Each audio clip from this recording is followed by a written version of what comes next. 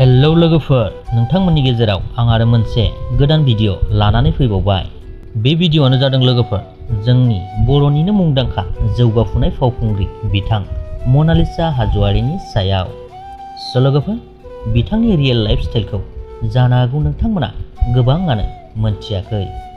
स' बेनिखायनो नैबे भिडिअनि गेजेरजोंनो नोंथांमोननो फारियै मनालिसा हाज'वारिनि लाइफ स्टाइलखौ एबा बिथाङा बबेनि आरो मा मावो बेनि गासैखौबो खिन्थानानै होनो नाजागोन।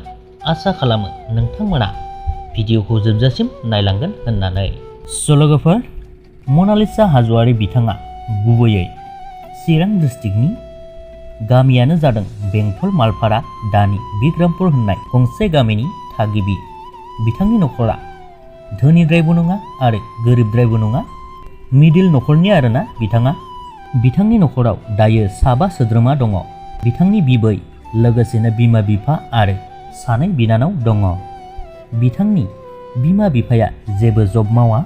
मनालिसा हाज'वारिनि जोनोमानो जादोंमोन 27 जुलाइनि 2002 मायथाइयाव। बिथांनि बैसोआ दायो 20 बोसोर कमप्लिट जाबाय।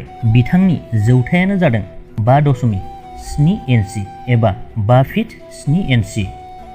बिथाङा उन्दैनिफ्रायनो जोबोद इन्डियान आर्मियाव इन्टारेस्टेड दंमोन, नाथाय बिथांनि नखरनि सापर्ट मोनैनि थाखाय बिथाङा खाबु लानो हायाखैसै। दायो बिथाङा सासे फरायसा। दायो बिथाङा B4 सेमिस्टाराव इंलिश मेजर लानानै फरायगासिनो दङ। बिथांनि फेभरेट गेमानो जादों फुटबल। बिथाङा जोबोद फुटबल गेलेनानै मोजां मोनो।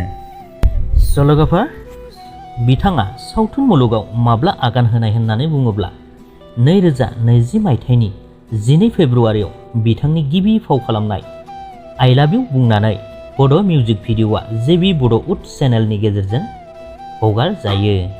बिनिफ्राय नैथियाव दं बिथांनि खांख्राइ खन'नाय, आरो बेफोरबायदिनो गोबां बिथाङा मिउजिक भिडिअ'फोराव फाव खालामबोबाय। लोगोसेनो दायो बिथांनि गिबि खेब फाव खालामनाय मोनसे आबुं बर' सावथुन फैगासिनो दङ। बे सावथुननि मुङानो जादों लोगोफोर दाखा जोमै। स' लोगोफोर, दायो बिथाङा जेबो जब मावथ'वाखै। लोगोसेनो बिथांनि नखरखौ सालायनो थाखाय बिथांमोनहा गावबा गाव खरसाफोरखौ मेनटेन खालामनानै दिहुनलायनानै गोजोन नखर सलायो होननानै बिथाङा फोरमायहरदों। बिथां मनालिसा हाज'वारिनि रियेल लाइफ स्टाइलखौ एसेब्लाबो मोनथिनानै मोनबाय। लोगोसेनो दिनैनि बे भिडिअखौबो एसेयावनो दोनथ'नाय जाबाय लोगोफोर। लोगो मोनफिनगोन उननि भिडिअआव। गोजोन्थों।